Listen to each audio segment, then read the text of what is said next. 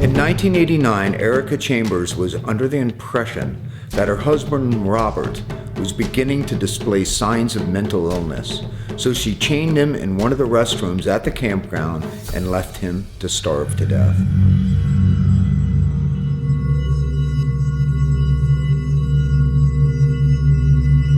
The way this whole thing started for me is I was out flying my drone, and I went to kind of a remote location in Santa Clarita, and there were some hikers walking, and they started asking me questions about the drone, and I said, where were you guys? Are there any cool places to fly?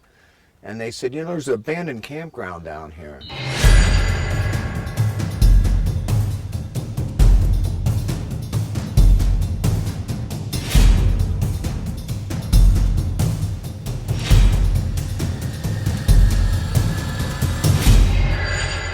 A campground, so we don't really know a whole lot about the story, but there's murder involved and cults and all kinds of stuff. And I'm like, oh, wait a minute, when did this whole thing happen? And then I got the story from some other people, and it was slightly different. And then some other people, and that was slightly different. So I've been trying to piece it together. And to me, it's more of a legend than truth, because there's bits and pieces that are truth, and there's bits and pieces that just seem to be legend. So here goes.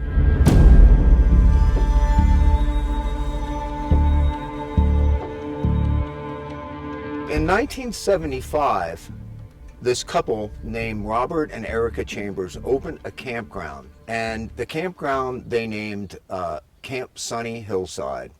And it was because the Indians were originally settled the area called the Tatavium, or I'm not quite sure how to pronounce it.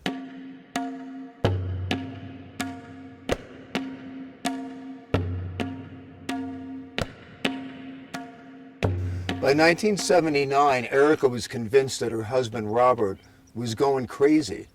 She was so convinced that he was the reason that the camp failed, that she somehow got him to go into one of the restrooms, and she locked the door behind him and left him there to starve to death. She took off to somewhere near Tulsa, Oklahoma for a couple of years, actually. So rumor has it that Robert survived somehow. Somehow he got out, pried the door open, kicked the door open. Nobody really seems to know. But Erica worked her way back a couple years later to the campsite with this cult called People of the Sun.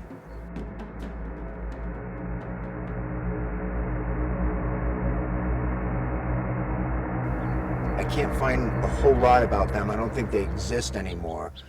Supposedly there's one person in Southern California from that cult that still exists. Erica made her way back to the camp, figuring she could move her new cult into the camp. But her husband stayed at the campground. He never left. The camp host left and left his camper there. He didn't have a truck, he just left it there. Here's a piece, you can see a piece of the trailer that Dean had back here. It's like a piece of the framework. The husband, Robert, moved into the camper, laid in wait, and when she came back to bring her little colt, he murdered her in the same bathroom that she left him there to die. Where it really starts to get interesting is when you start bringing in the Indian folklore into it.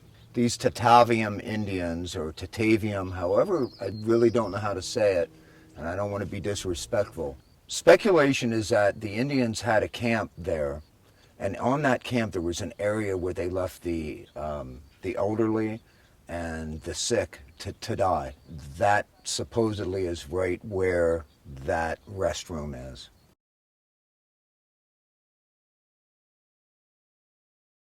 My guess is that's been a little bit embellished.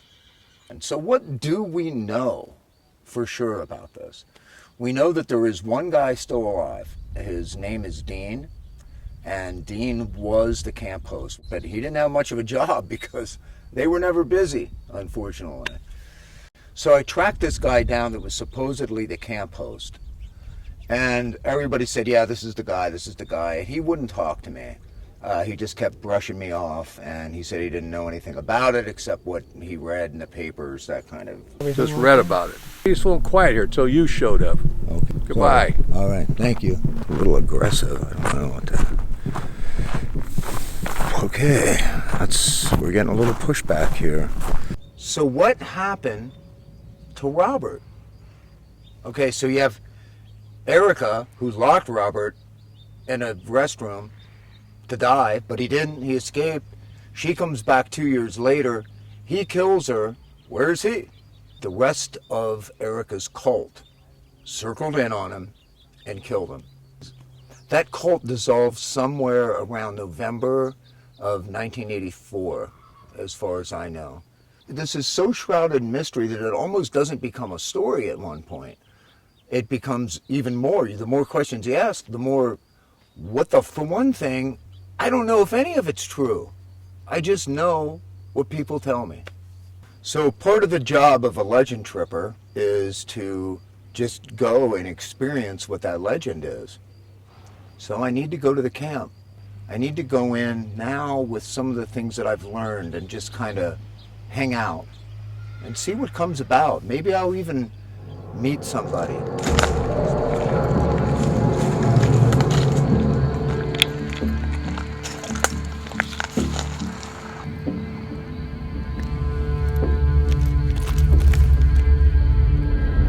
There's a note left over here.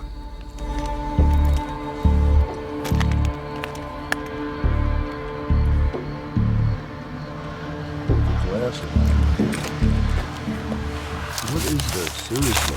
I didn't put this here. Oh, it's in Spanish. These are biblical. We should look this up. 1426, Mateos. I don't know. I don't know my Bible that well.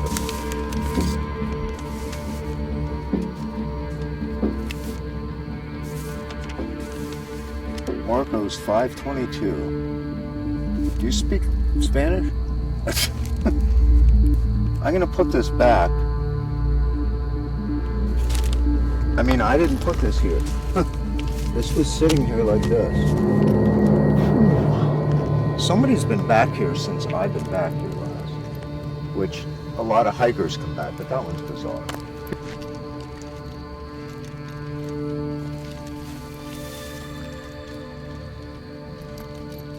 There's few things in life as scary as being trapped in something.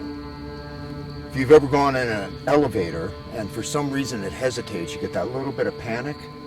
Imagine being locked in a 4x5 bathroom, cinder block, to die, basically. That's what Robert dealt with. Somehow he got out. Looks like he kicked the door in. So,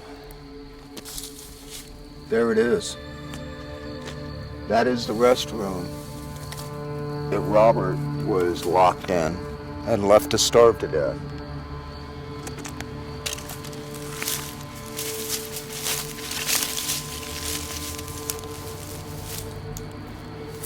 And it's possible that this looks like, to me, it looks like it was kicked out.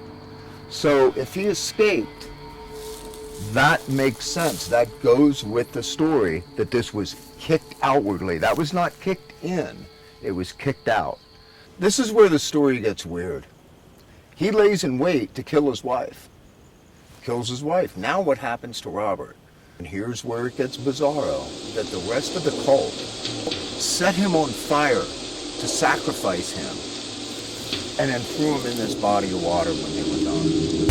At this point, this whole thing's very unsolved and it remains just pretty much a story.